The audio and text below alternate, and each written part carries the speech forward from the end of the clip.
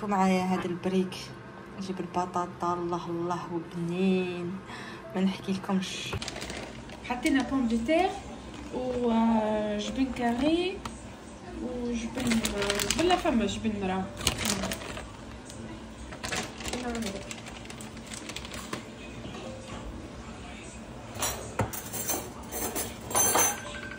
شويه تل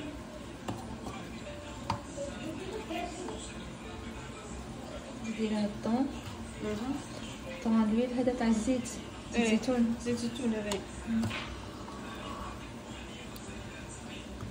با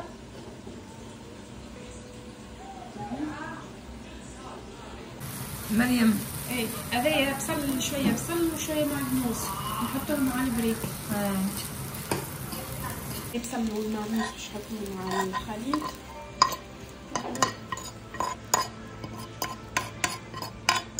فدنا البطاطا والطون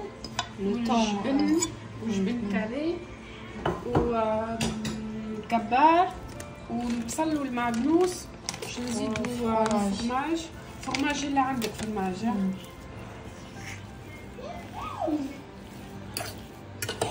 نخلطو الكل مع بعض ومن بعد نزيدوها عظمه. درتي الملح؟ ايه الملح باش نزيدو، حطيت ملح مع بطاطا وديجا الكبار مالح والفرماج فيه الملح جست باش نحط شويه على العظام وبرا. درتي له 2 حبات بيض. ايه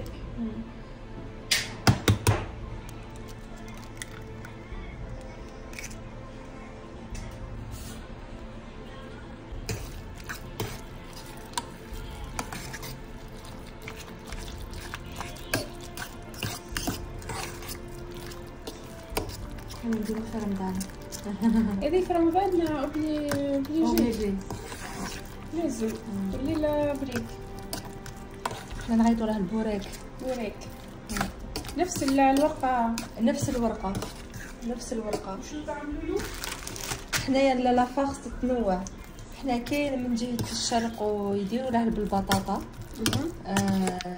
بصح ما على باليش يديروا له البصل ولا لا، ما نعرفش الوصفه تاع اصحاب الشرق، ولكن حنا الغرب نديروا بزاف الكفته لا فيوناشي طيبيها غايه بالبصل والمعدنوس وديري لها الجبن فروماج هيا وتلميها وديريها هكا دي بوريك دي بريك.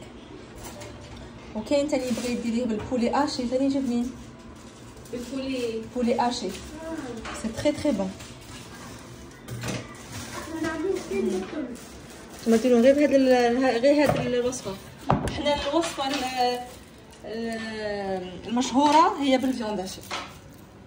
الفيونداشي طيبيها بالبصل ولي زيبيس، ديري الملح والحرور يبغي شويه تاع قرفه هيا وديري له الفرomage كاري، فرomage كاري ولا فرomage تريونغل هذاك لا باش كيري.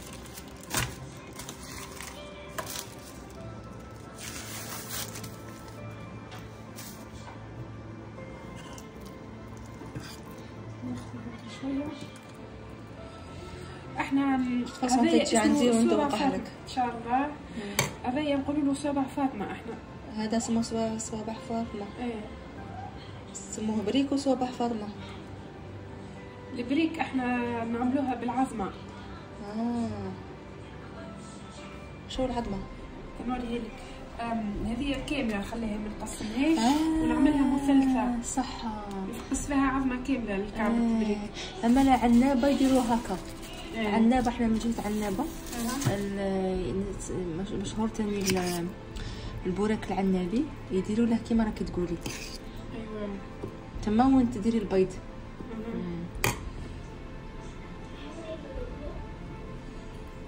وهذه صباح فاطمه. هذه نقولوا لها صباح فاطمه خاطرهم مدورين هكا في فورمه اخرى كالصوابع كالصبع كالاصابع. صباح فاطمه.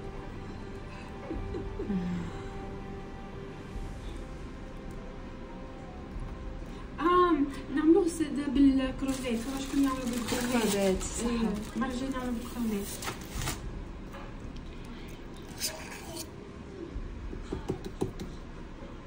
اما نعملوش شي باللحم ولا بالدجاج. فيوند هاشو يجي بنين تاني، والبولي اشي تاني يجي بنين. البولي اشي تاني يجي بنين. نتكملوا الكل حبايبي بنفس الطريقة، ونروحوا نسخنوا زيت تاعنا وننقلوا صوابع فاطمة لكي يعطينا هذيك القرمشة ويعطينا اللون الذهبي الرائع. وبهذا نكون كملنا وصفة اليوم، وصفة تونسية بامتياز من يدي صديقتي وحبيبتي وأختي الغالية التونسية. ولكم باغين وصفات أخرى تونسية قولوا لي في الكومنتير ونشاركها معكم إن شاء الله. جربوها رمضان رائعة، ونقول لكم حبايبي في نهاية الفيديو رمضان مبارك حبايبي.